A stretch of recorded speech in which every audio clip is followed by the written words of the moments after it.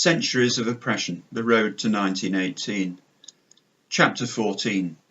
Emmeline Pankhurst's Errors and the Early Attempts at Female Enfranchisement, 1884 to 1914. I will not try to give a complete account of all the attempts which were made to pass bills giving limited suffrage to women in the period between the Third Reform Act in 1884 and the start of World War I. The message is, there were many. The further message is, many of them demonstrated a clear majority in Parliament in support of some form of female suffrage. Do also recall that the drive for female suffrage really got underway during the debates leading to the Second Reform Act in 1867, when only around 10% of men had the vote. I emphasise these points to illustrate how erroneous is the patriarchal oppression version of women's struggle for suffrage. On the historical perspective, women were hardly very much behind men in the struggle. I have already mentioned Mrs. Pankhurst's observation that in 1884 we had an actual majority in favour of suffrage in the House of Commons.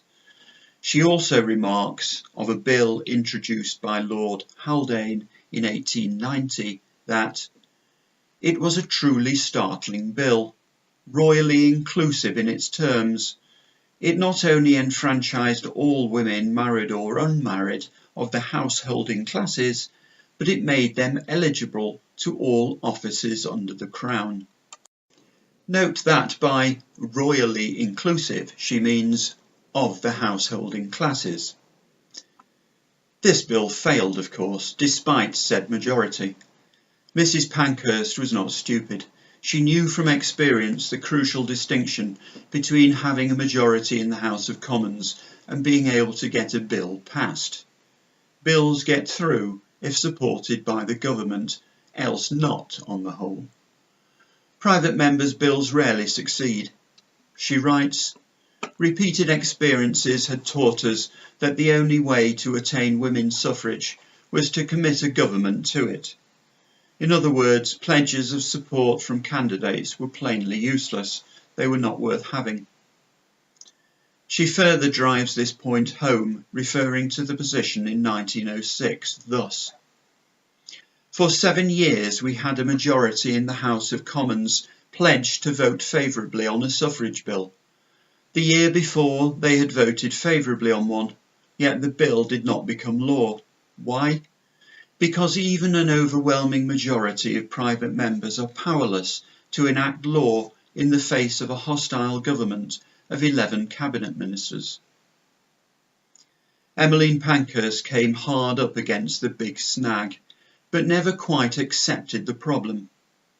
Here she is writing of one of the many attempts at bills well before even the Conciliation bills, this one in 1907. A number of professed suffragists in the House began to complain that Mr. Dickinson's bill, practically the original bill, was not democratic enough, that it would enfranchise only women of the upper class, to which, by the way, most of them belonged. She makes a very similar observation in the context of the first Conciliation bill in 1910. She notes, the original suffrage bill, drafted by my husband, Dr. Pankhurst, giving the vote to women on equal terms with men, was abandoned, and a bill was drawn up along the lines of the existing municipal franchise law.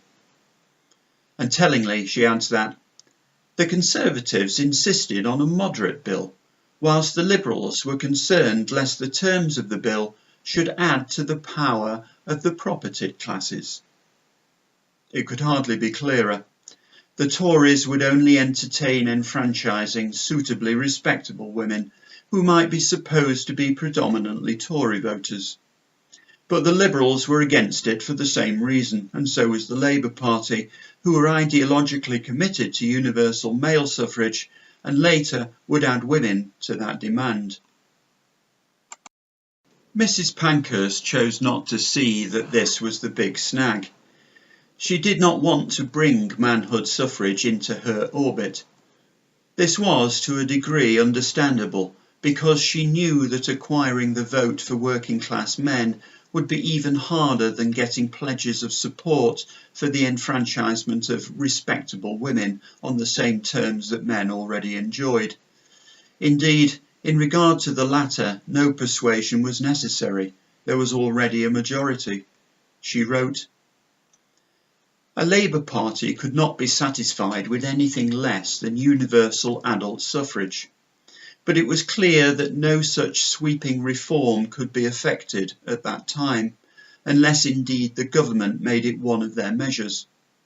Besides, while a large majority of members of the House of Commons were pledged to support a bill giving women equal franchise rights with men, it was doubtful whether a majority could be relied upon to support a bill giving adult suffrage, even to men."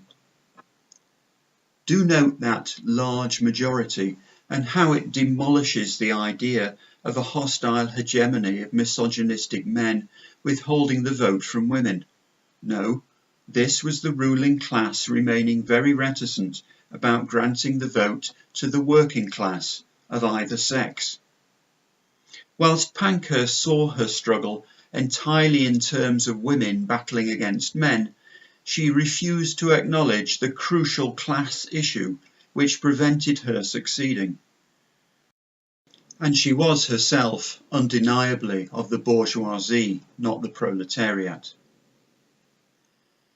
Very often it was working class men that her rallies addressed, yet she seemed insensitive to how they would receive her preaching about votes for women, votes they mostly did not have themselves. This insensitivity would surface even more egregiously during the war. On one occasion, the only one I think in which she was physically attacked by members of the public, she did finally notice that some of the male sex may have problems of their own. She writes of the incident, "The ring of men drew closer. I looked at them in their drab clothes smeared with yellow pit clay, and they appeared so underfed, so puny and sodden, that a poignant pity for them swept over me." Unfortunately, fearing attack, her gynocentric instincts quickly resumed dominance. With staggering lack of psychological insight, she stupidly cried, "Are none of you men?" The emphasis hers. So the attack began. Make no mistake, they attacked her despite her sex, not because of it. They attacked her because she was a toff, because as a toff she'd come campaigning for rights for herself whilst not recognising theirs. The final straw was her imperious tone. To anyone who struggles to understand the point, it is this. You can, with impunity, mock a man whose self-respect is secure. To mock a man whose self-respect has been reduced to almost non-existence by societal disadvantage is another matter. By doing so, you threaten what little he has left. You can expect an intemperate response. Of her organisation, the WSPU, Mrs. Pankhurst boasted, "We, the WSPU, differ from other suffrage associations or from others existing in 1906 in that we clearly perceived the political situation that solidly interposed between us and our enfranchisement."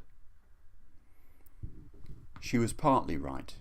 She correctly understood the power of the government to triumph over the majority will of Parliament. But the boast is unfortunate in view of her two great errors of understanding. She failed to appreciate that her brand of activism could never prevail alone and could only be useful in conjunction with quieter politicking. The WSPU was one half of a good cop, bad cop routine, and it is always the good cop that gets the confession, and that wasn't Mrs. Pankhurst. Her second great error, which she shared with many in other suffragist organisations, was the failure to appreciate the key party political link between male and female suffrage, the Big Snag. She knew that it was easier to get support in principle for the enfranchisement of respectable women than for working class men, but she failed to see that party politics required the latter before the former. It is not clear that any suffrage campaigners truly understood this clearly, though certainly many made universal suffrage their aim, not merely votes for women, Sylvia Pankhurst for one. Actually, Mrs. Pankhurst made a third error. She failed to appreciate that her middle-class perspective was increasingly isolating the WSPU from the broader suffragist movement. Sean Lang in Parliamentary Reform writes, "But by far the most controversial and divisive aspect of the whole controversy over female suffrage was the suffragettes' use of violence. No other issue split the women's movement so decisively. The middle-class activists of the much larger NUWSS were dismayed to see the effects of their hard work jeopardised by the suffragette tactics. Even stronger was the disgust of working-class suffragists. One suffragette activist emerged from 7 days in Holloway to find she had to run a gauntlet of her suffragist workmates, who spat at her as she walked between them. It was all very well for middle-class suffragettes to get themselves arrested, knowing that they had servants at home to see to their children and keep the household running. Working-class women, for whom the suffragettes had little enough time anyway, could hardly afford to engage in that sort of behaviour. Nothing alienated women from the suffragettes more than this insistence on violence." That the bulk of the women's suffragist movement did not approve of WSPU violence is testified by the banner under which Millicent Fawcett addressed public meetings, which read, "Law-abiding suffragists." In seeking the vote for women on equal terms with men, or for tax-paying women, the WSPU had little to offer the working class of either sex. Catherine Bruce Glazier observed of the name Women's Social and Political Union that it would be better rearranged as the Society Woman's Political Union. She wrote in The Labour Leader in 1908, "Disillusion with the WSPU among working class suffragists was increasingly evident by this time. Nellie Best of Middlesbrough wrote to the Woman Worker that she had heard some WSPU meetings took place in evening dress.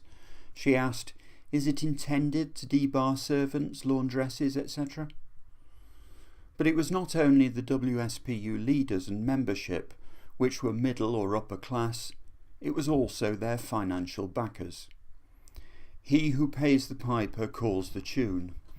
The WSPU backers would have influenced the WSPU tactics.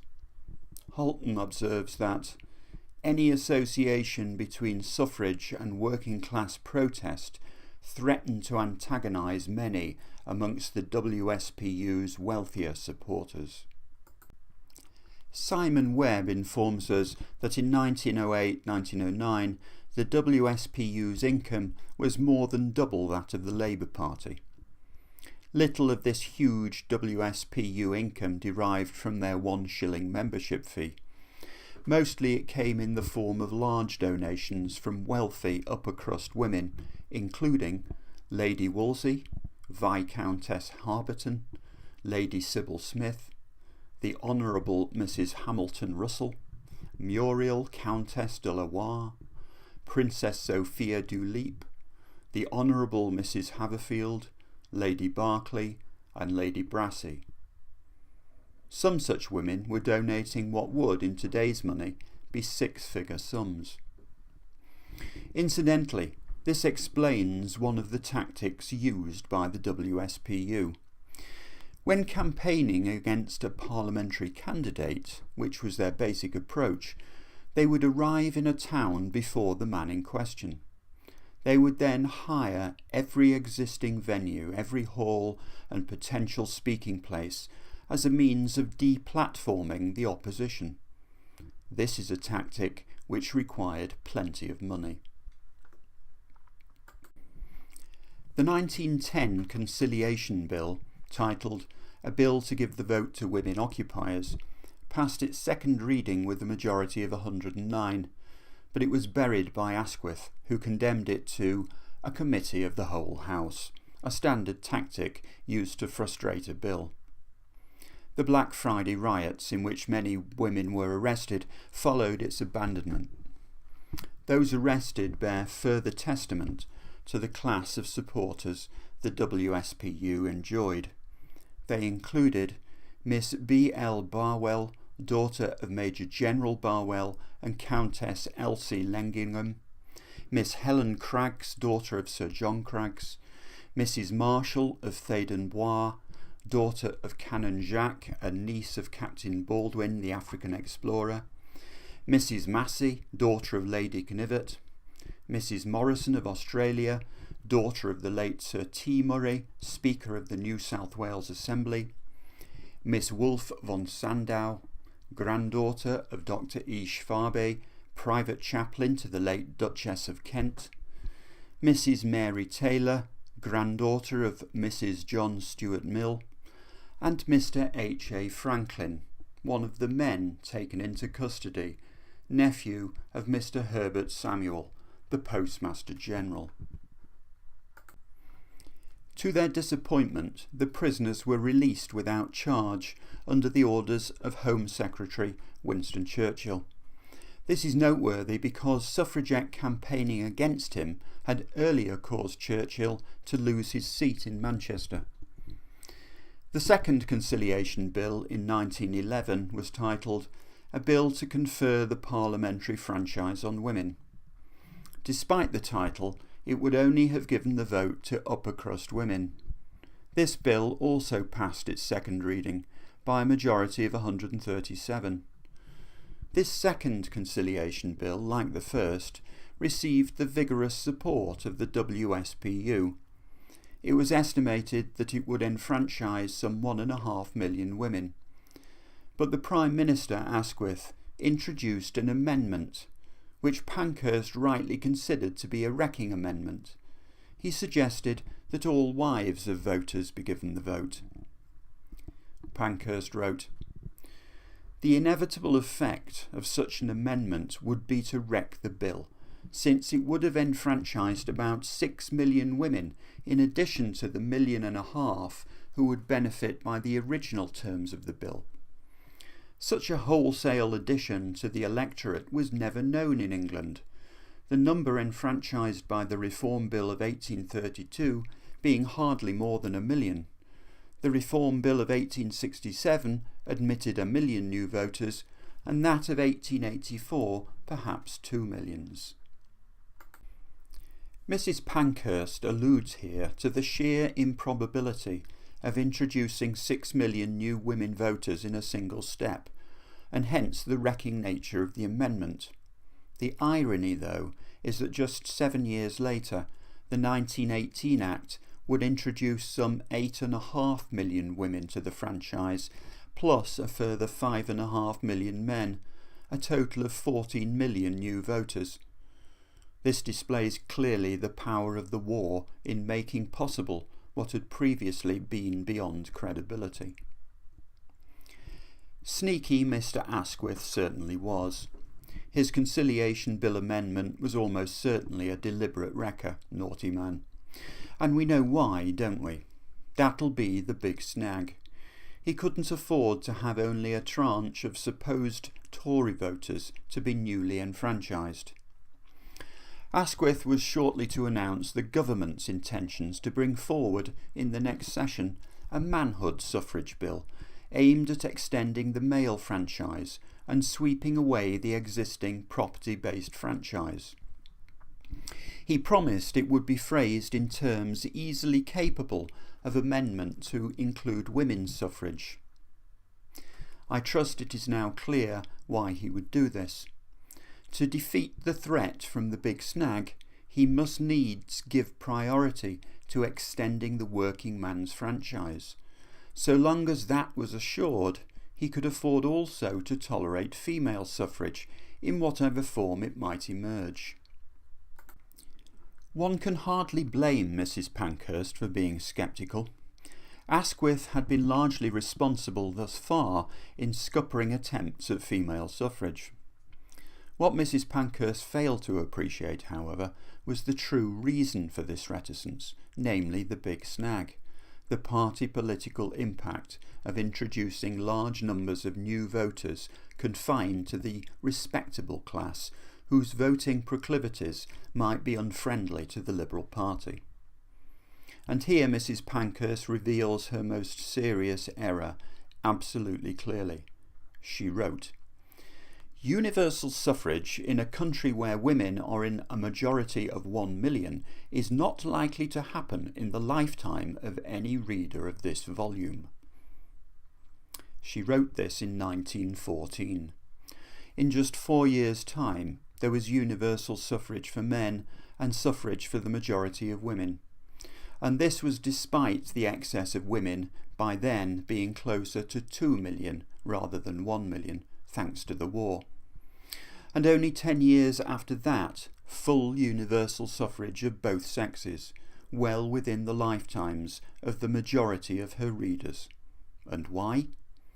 Because the true obstacle to women's suffrage, which Pankhurst's gynocentrism blinded her to, was the lack of full enfranchisement of men, and this, the Big Snag, was unsnagged by the slaughter of men in World War I.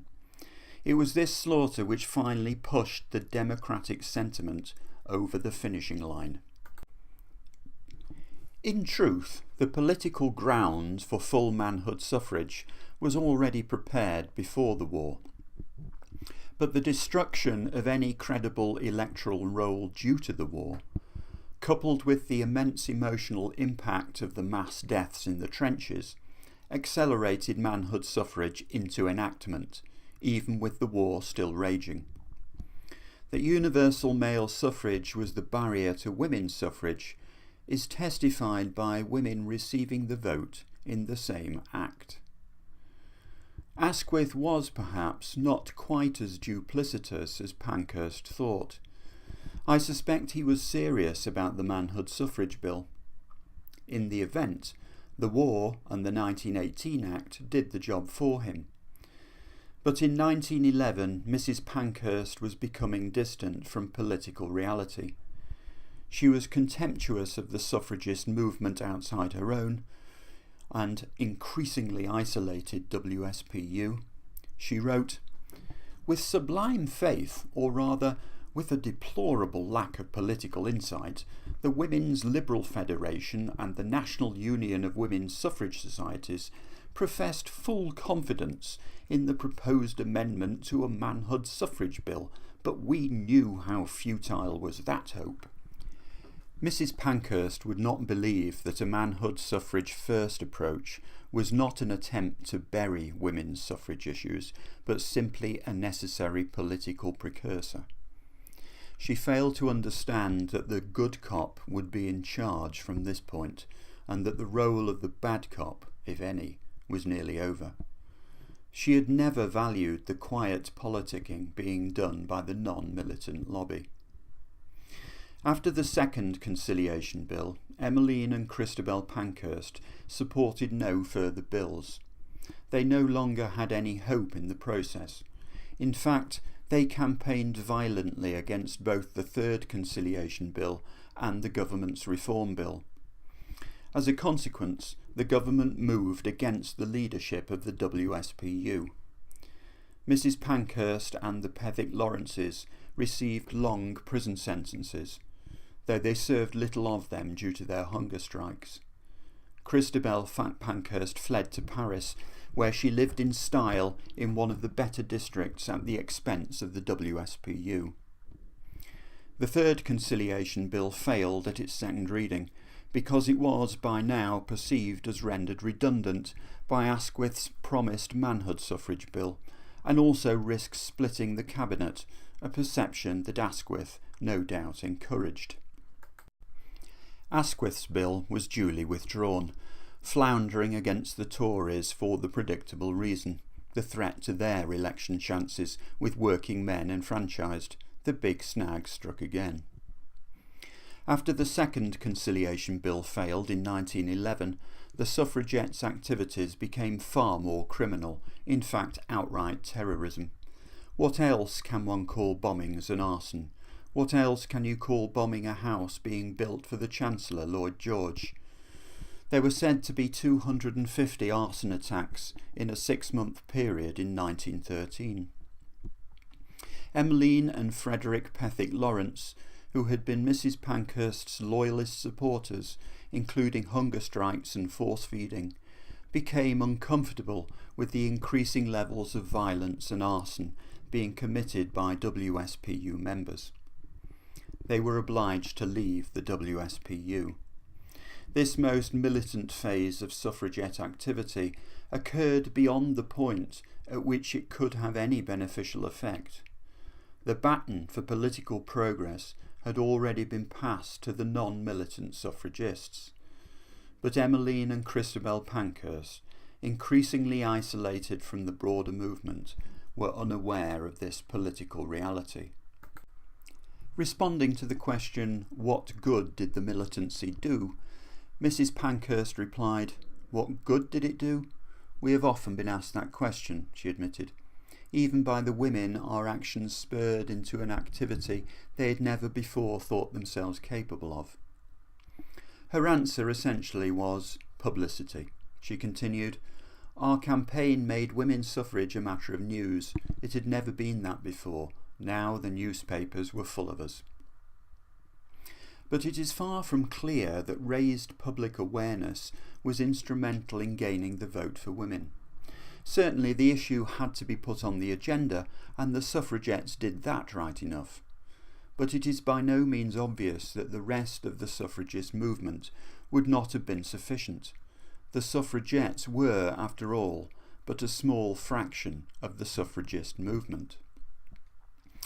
After the defeat of the final Conciliation Bill and the withdrawal of the government's Reform Bill, Holton notes that a disintegration was increasingly evident within the WSPU, whose leadership continued to pursue its narrow sectarian approach to the issue, and in so doing completed its isolation and marginalisation. In 1914, Emmeline and Christabel Pankhurst put themselves out of the picture, ostensibly because of the war. In truth, their WSPU had already become largely irrelevant, except as a liability. The suffrage endgame, which was played out during the war, was left to the rest of the movement. To that we shall turn shortly, but I have not quite done with the Pankhursts yet.